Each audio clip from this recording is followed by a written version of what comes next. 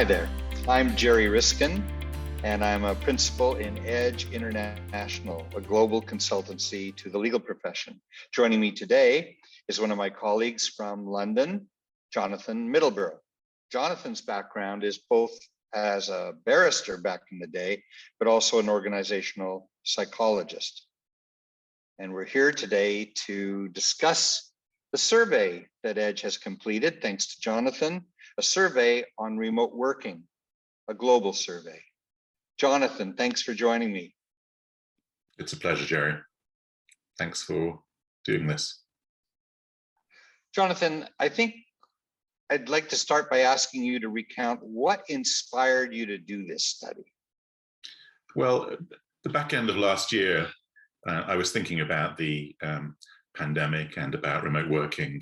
And one thing that was very clear to me, and I was reading it in a number of places, is that there was a paucity of data. There was a real lack of data around the effects of global remote working specific to the legal profession. So there were reports out there, but they were pretty generic and there was a limited amount of data. So I thought it was important to put together a survey which comprehensively explored the impact of remote working on lawyers, law firms, and their employees. And we call this a global study. Is it truly global? It is, yes. I'm delighted that firms have participated around the world, North America, Canada, the US, several firms in Europe, India, and Australasia. So yes, I think it can truly be called a global survey. I think what those who are watching this would be very interested in are what your key takeaways were from the study. Well, there are quite a lot of takeaways. I'll focus on 3 or 4 if I may. One thing that emerged very powerfully is that both productivity and motivation have held up well amongst lawyers and employees at law firms, both in the early days of the pandemic and as the pandemic has progressed. Secondly, and that said, it's been pretty clear that the remote working has had impacts on people. So one thing that surprised me was that a very large percentage of respondents reported that remote working has in fact impacted positively on both their physical and emotional well-being. That really surprised me. But that said, a significant percentage of respondents report, particularly as far as emotional well-being is concerned, that remote working has impacted on them negatively. And that's reflected in a number of findings in the survey around levels of, for example, depression, low motivation, low mood, difficulty concentrating on work, and so on. The third key finding is around preferences post-pandemic.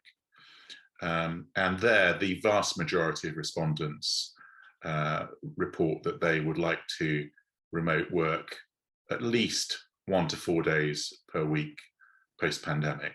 Very few say they would like to remote work 100% of the time, and similarly, very few say they would like to be office-based 100% of the time. And a fourth key finding is around impact on childcare. So most respondents don't have childcare responsibilities, but a significant percentage do. And within that significant percentage, a very high percentage report that remote working causes them difficulties. Interesting. And Jonathan, now that you've completed the study, what do you think the greatest utility is for the leader of a law firm anywhere around the world? Well, I think seeing the survey results really paints a rounded picture of the impact of remote working on law firm employees and lawyers, ranging from issues around motivation, productivity, through issues around firm cohesiveness, feelings of loyalty towards firms, and so on. So I think in and of itself, that is very helpful. But I would say that if law firm leaders would like to take the survey themselves, that provides even greater benefit in that they're then able to benchmark the results given by people in their firm against a very significant benchmark population. And that's very helpful in terms of their planning going forward and what they intend to do post-pandemic. Okay, so Jonathan, I think we should remind the folks who might be watching this of a couple of things. One, that the survey results in their entirety, including PowerPoint, are available online. Our website's very simply edge.ai. So if you go there and you go to our Edge International Communiqué, our complimentary newsletter, you'll find the report on the study that you can access free of charge. There's no charge for that. Secondly, Jonathan has mentioned, and I think you ought to consider it, if it may be relevant to your firm, that he can back your firm into the study without a lot of fuss and without a lot of expense. And so if you're interested in that, you should get in touch with Jonathan, and he'll sort out with you how your firm can take the study, and then he can compare you to the global benchmark results.